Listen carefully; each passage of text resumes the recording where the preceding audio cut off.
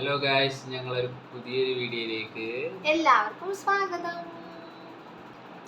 ഞങ്ങൾ ഇന്ന് പറയാൻ പോകുന്നത് ഗർഭകാലത്ത് ആദ്യത്തെ 3 മാസം നിഷാന മോൾ അനുഭവിച്ച കാര്യങ്ങളാണ്.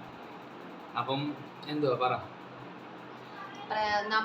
ഞാൻ പ്രഗ്നന്റ് ആയി ഒരു ഒരു ആദ്യത്തെ ഒരു മന്ത് ഒരു കുഴപ്പമില്ല. ഒരു മന്ത് അല്ല, 5 വീക്സ് കഴിഞ്ഞപ്പോഴത്തേക്കും ഒരു മന്തായി 5 വീക്സ് കഴിഞ്ഞപ്പോഴത്തേക്ക് എനിക്ക് ഛർദിൽ തുടങ്ങി.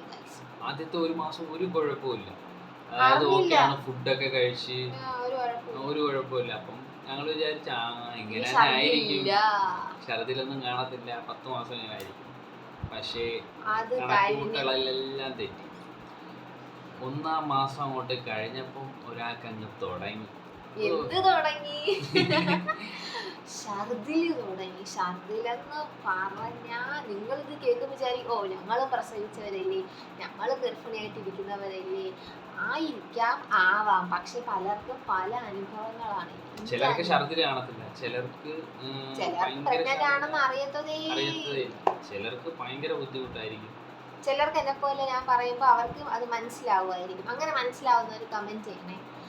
അപ്പൊ അങ്ങനെ എന്തോ ഛർദിലെന്ന് പറഞ്ഞാൽ എനിക്ക് വായിൽ എൻ്റെ ഈ തുപ്പൽ എനിക്ക് ഇറക്കാൻ പറ്റൂല. അതുപോലും എനിക്ക് ഇഷ്ടമല്ല.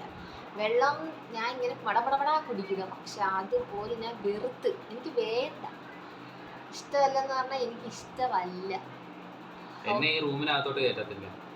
സ്മെല്ല് കേറി വന്നു കഴിഞ്ഞാൽ അപ്പോഴേ എന്തെങ്കിലുമൊക്കെ കാര്യം അറിഞ്ഞ് എന്നെ ഓട്ടി. പിന്നെ സ്പ്രേയുടെ മണം പിന്നെ ഇപ്പോഴും എനിക്ക് പിടിക്കത്തില്ല. ഇപ്പൊ 5 മാസം ആയെങ്കിൽ ഇപ്പോഴും എനിക്ക് പിടിക്കത്തില്ല. അതുകൊണ്ട് ഇവിടെ സ്പ്രേ അടിച്ചിട്ട് 5 മാസമായി ഗൈസ്. നിങ്ങൾ കണക്കൂട്ടിക്കോ. അപ്പോഴാണെങ്കിൽ എനിക്ക് ഫുഡ് എന്ന് പറയുന്നത് ഞാൻ അങ്ങോട്ട് വായിലോട്ട് വെക്കാൻ പറ്റില്ല. അതിന്റെ മണം അടിക്കുമ്പോഴത്തേക്കും നമ്മൾ ഉള്ളിലൊന്നും ഇല്ലെങ്കിൽ നമ്മൾ ഫുള്ള് ഛർദിൽ.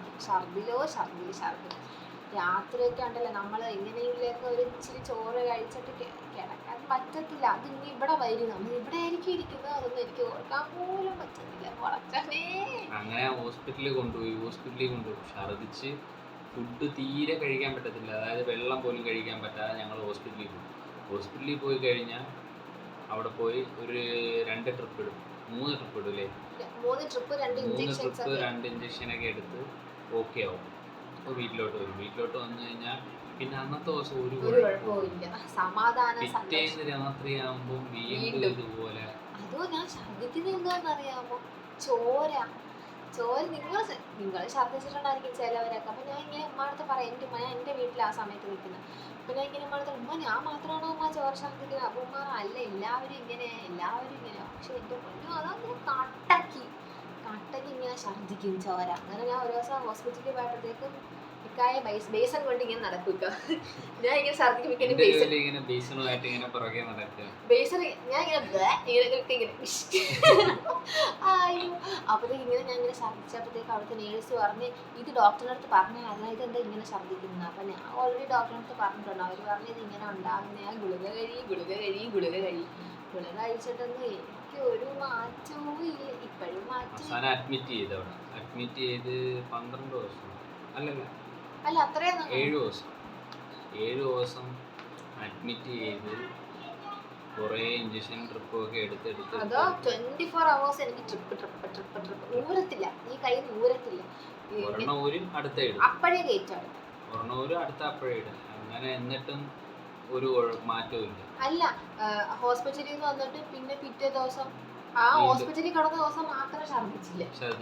വീട്ടിൽ വന്നപ്പോഴത്തേക്ക് വീണ്ടും തുടങ്ങി. ഇപ്പൊ എല്ലാ ദിവസവും രാവിലെ ഗുളിക കഴിക്കും. രാവിലെ എഴുന്നേറ്റ് വെറും വയറ്റിൽ ആ ഗുളിക കഴിച്ചില്ലെങ്കിൽ അന്നത്തെ ദിവസം പോക്കാം. അന്നത്തെ ദിവസം എനിക്ക് ജോലിക്കും പോകാൻ പറ്റത്തില്ല, എവിടെയും പോകാൻ പറ്റില്ല, ബക്കറ്റുമായിട്ട് നടക്കും.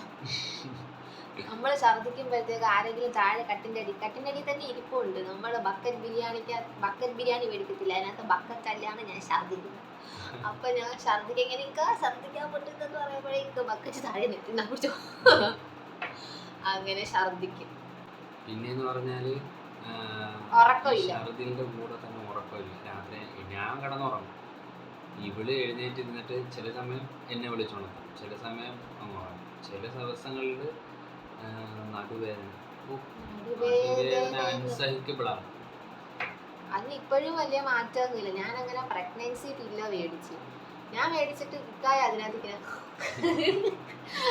അത് മേടിച്ച് കണ്ടിട്ട് ഇയാളതീ കിടക്കത്തില്ല, ഞാൻ കയറി കിടന്നു സുഖമാണ്. പക്ഷെ അത് എനിക്ക് സത്യം പറഞ്ഞാൽ അത് എനിക്ക് കിടന്നിട്ട് എനിക്ക് അതിനകത്ത് നടുവേദന കൂടിയ പോലെ. എനിക്ക് കിടക്കാൻ അറിഞ്ഞിടാത്തോണ്ടാണോ എന്ന് എനിക്കറിയത്തില്ല. ഞാൻ അതിനകത്ത് കിടക്കുമ്പോഴത്തേക്ക് എനിക്ക് നടു ഭയങ്കര വേദനയാണ്. അതുകൊണ്ട് ഞാനത് യൂസ് ചെയ്യത്തില്ല.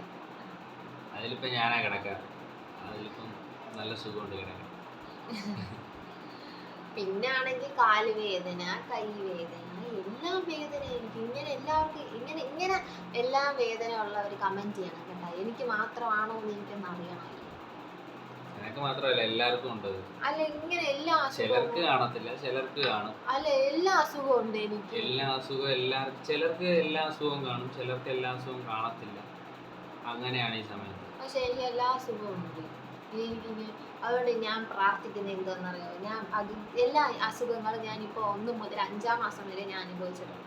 അതുകൊണ്ട് എൻ്റെ പ്രാർത്ഥന എന്തുവാണെന്നറിയാമോ, ഞാൻ പെട്ടെന്ന് പ്രസവിച്ച്, അതായത് വലിയ വേദന ഒന്നും തരാതെ എല്ലാവരും എന്തുവാ ചെയ്യണേ, ഞാൻ പെട്ടെന്ന് പ്രസവിക്കാം. വേദന ഒരുപാട് വേദന വേണം, ഇച്ചിരി വേദന തന്നെ സുഖപ്രസവം എന്താ. സോ ഗൈസ്, ഇതൊക്കെയായിരുന്നു എൻ്റെ ഫസ്റ്റ് ട്രൈമസ്റ്ററിൽ. ചിലവർക്ക് ഇതൊക്കെ എന്നെ പോലെ ആയിരിക്കും. ചിലർക്കെല്ലാം ഉൾക്കൊള്ളാൻ പറ്റും, ചിലർക്ക് ഒരു കുഴപ്പം കാണത്തില്ല. എന്തുവാ ഇതൊക്കെ ഗർഭകാലത്ത് ഉണ്ടാകുന്നതല്ലേ എന്ന് ചിലർക്കൊക്കെ തോന്നും. ഇതൊക്കെയായിരുന്നു എൻ്റെ അനുഭവം. സോ ഗൈസ്, ഇന്നത്തെ വിശേഷം ഇത്രയേ ഉള്ളൂ.